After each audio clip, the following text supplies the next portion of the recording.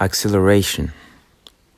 When I lived in La Jolla, California, I would regularly ride my bike 2 miles straight up Mount Soledad for exercise.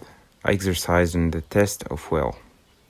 There are very few things you can do voluntarily that cause more pain and suffering than riding a bike up a steep mountain without stopping.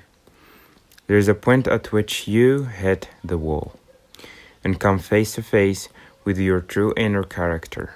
Suddenly, all the projections and ideas you had about yourself are stripped away and you're left with the naked truth. Your mind starts inventing all sorts of convenient alibis on why it's okay to stop. It is then when you're faced with one of life's greatest questions. Do you push through the pain and continue on, or will you crack like a walnut and give up?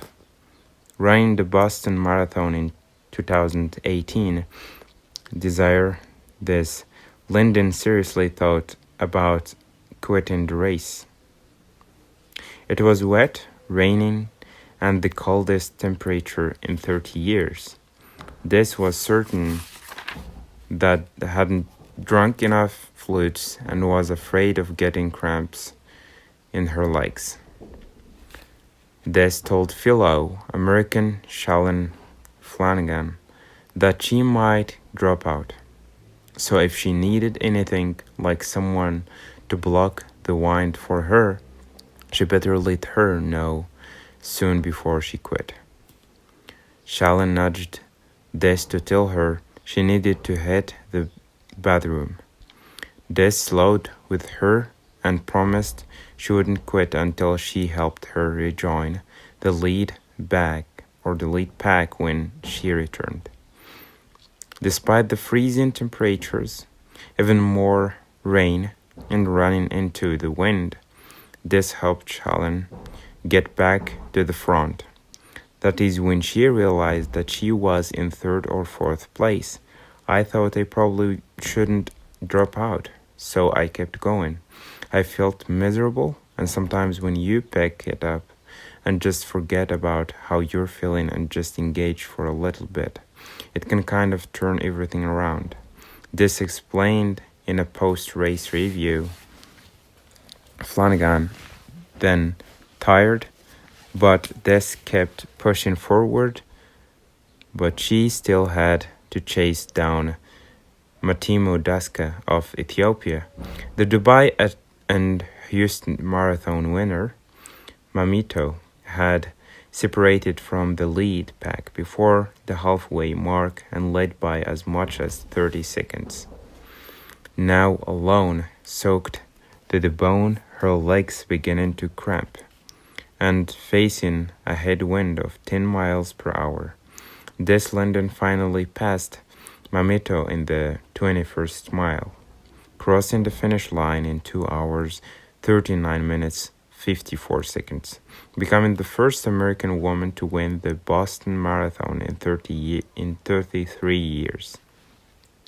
In this chapter, I want to talk to you about those moments of truth and how the compound effect can help you break through to new and greater levels of success, faster than you imagined possible. When you've prepared, practiced, studied, and consistently put in the required effort, sooner or later, you'll be presented with your own moment of truth. In that moment, you will define who you are and who you are becoming. It is in those moments where growth and improvement live. When we either step forward or shrink back. When we climb to the top of the podium and seize the middle, or we continue to upload sullenly from the crowd for others' victories. We'll also look at how you can consistently deliver more than people expect, compounding your good fortune even further. Moments of truth. It's supposed to be hard. Des Linden told reporters after winning the Boston Marathon. Just the year before, she had almost given up on running altogether. I had no passion at all, she told the host of the podcast Only a Game.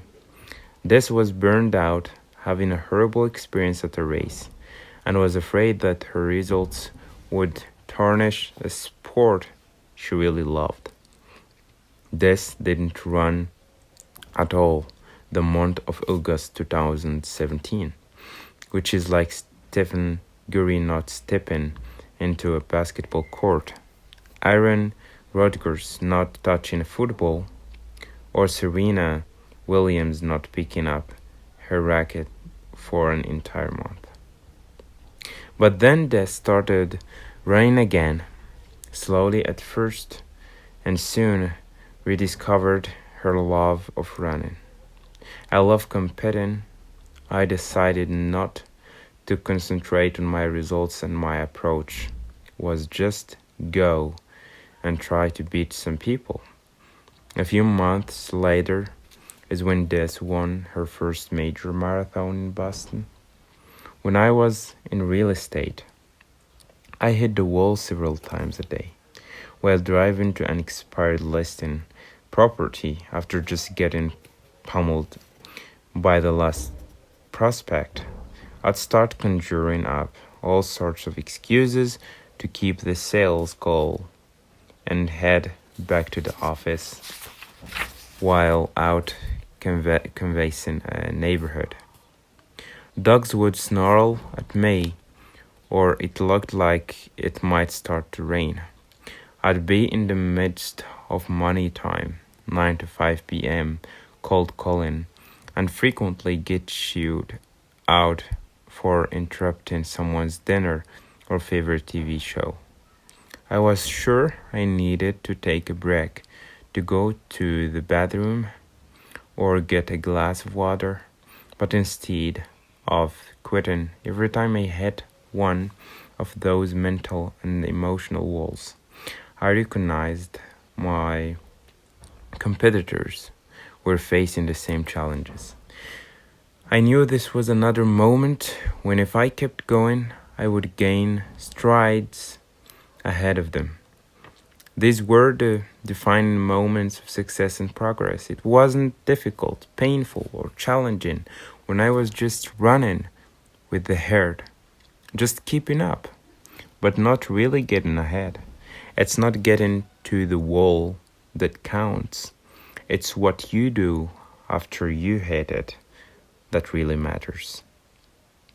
Lou Holtz, the famous football coach, knew it was what you did after you did your best that created victories. In one game, his team was down 42-0 at the halftime. During the halftime break, Lou showed his team a dramatic highlight reel of second efforts to block, tackle, and recover the ball. He then told the players they were not on his team because they could give their all on every play. Every player on every team does that. He said they were on his team because of their ability to make that critical extra effort on each play. It's the extra effort after you have done your best that is the difference maker. His team went on to win the game in the second half. That is how you win. Muhammad Ali was one of the greatest fighters of all time, not only because of his speed and agility, but also because of his strategy. On October 30, 1974, Ali regained his heavyweight championship, besting George Foreman in one of the biggest upsets in boxing history in the Rumble in the Jungle. Almost no one, not even Ali's longtime supporter Howard Cosell, believed the former champion had a chance of winning. Both Joe Frazier and Ken Norton had beaten Ali previously, and George Foreman had knocked both of them Out in only the second round, Ali's strategy to take advantage of the younger champion's weakness, his lack of staying power. Ali knew if he could get Foreman to his wall, he could then take the advantage. This is when Ali came up with the tactic later termed rope-a-dope. Ali would lean on the ropes, shielding his face, while Foreman threw hundreds of punches over 7 rounds. By the 8th round, Foreman was exhausted.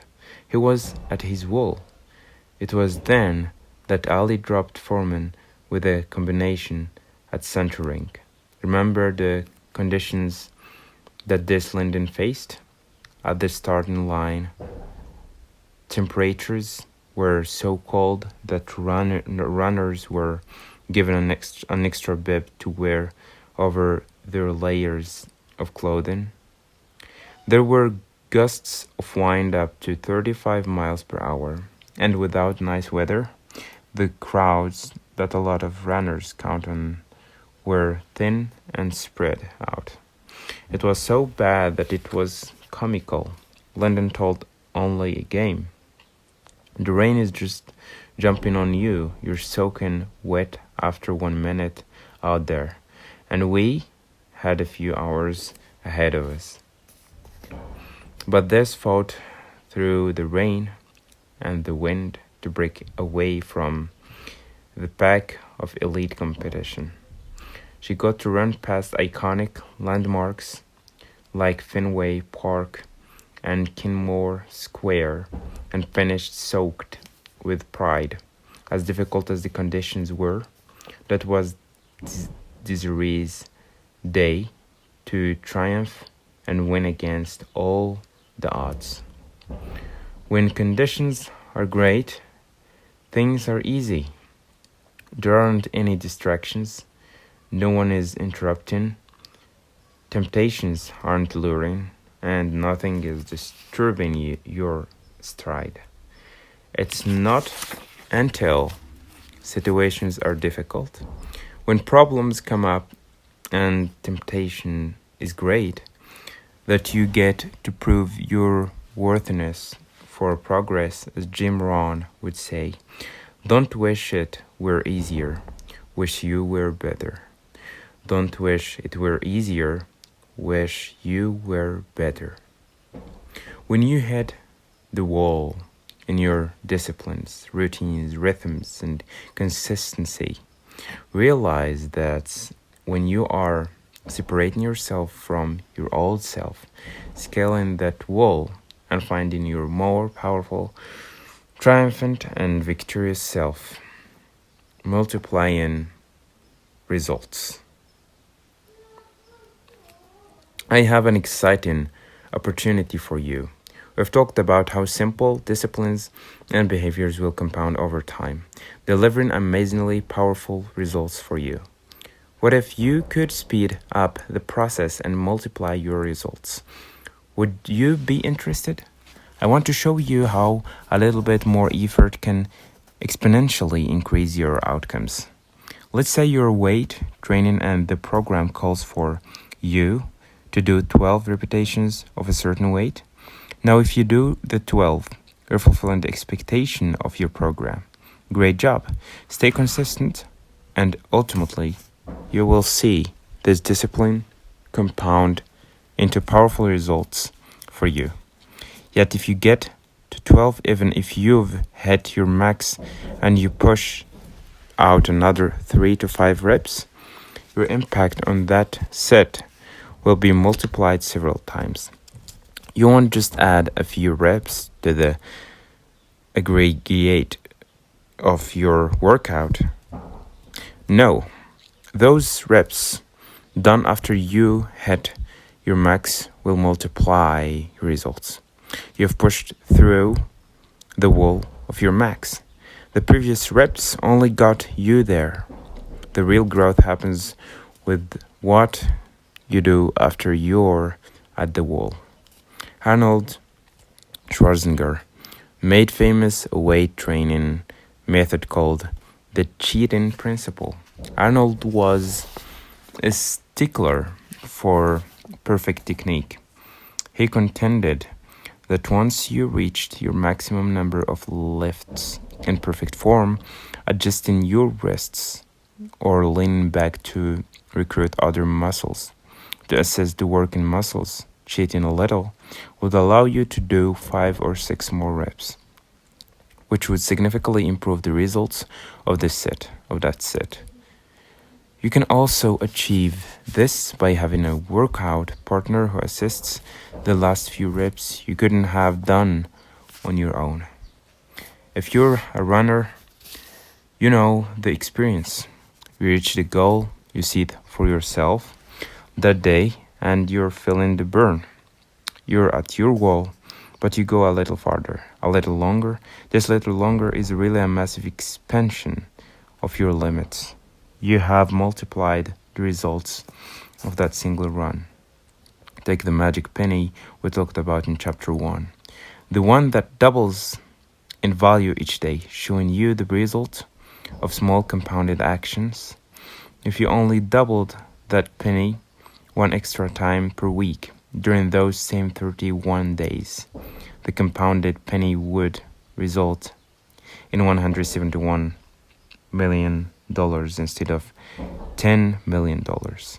Again, just extra effort in 4 days, and the result was many times greater. That is how the math of doing only a little bit more than expected works. Viewing yourself as your toughest competitor is one of the best ways to multiply your results. Go above and beyond when you hit the wall. Another way to multiply your results is pushing past what other people expect of you, doing more than enough. If you liked this video, as always, you can subscribe to the channel, like the video, and turn on the notification bell so you can get a notification for any new video that we upload. And see you next time.